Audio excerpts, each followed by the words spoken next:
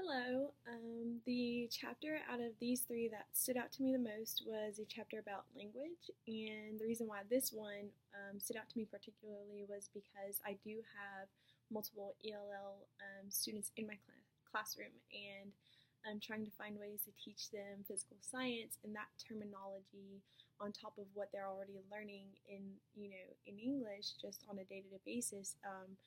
Proves to be kind of challenging, but you just kind of have to think outside of the box. So this chapter definitely helped give me kind of like a guideline in understanding a deeper knowledge of what's going on behind closed doors with that type of situation.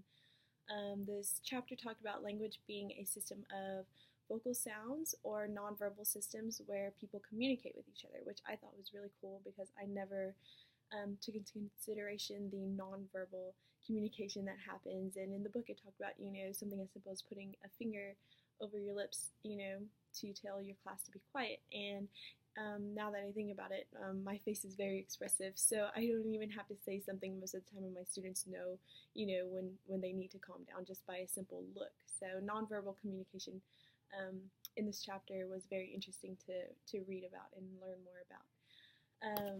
The chapter also talks about language as being, and language and dialect also as being, a form of a culture's identity, which is, stood out to me because I am half Filipino and half Armenian, and my parents split, so I had 4 different cultures with 4 different languages I was around growing up, and it's very different, and I was around a lot of diversity.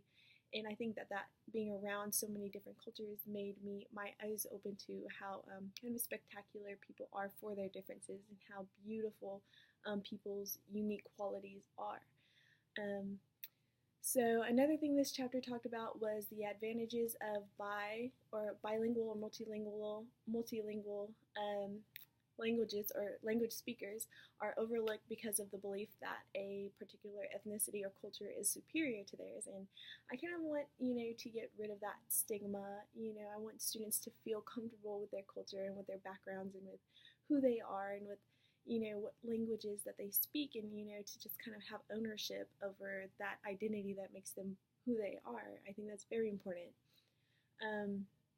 The book also did a really awesome thing talking about how there's no good or bad language. English isn't the best language ever, neither is Spanish or Tagalog or any other language. They're all just a form of communication. And I thought that the book did a really, really good job emphasizing, how diversity in language is very important to understand and to utilize.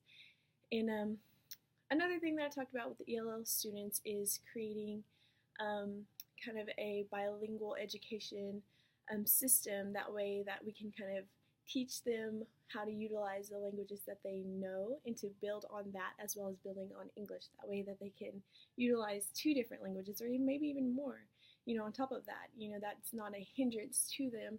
It's something that they can use to their advantage, these students, that speak multiple languages. And I think that that's really, really beneficial and helpful, and can help them, find a good career where they can speak both languages. And I think that'll be really beneficial.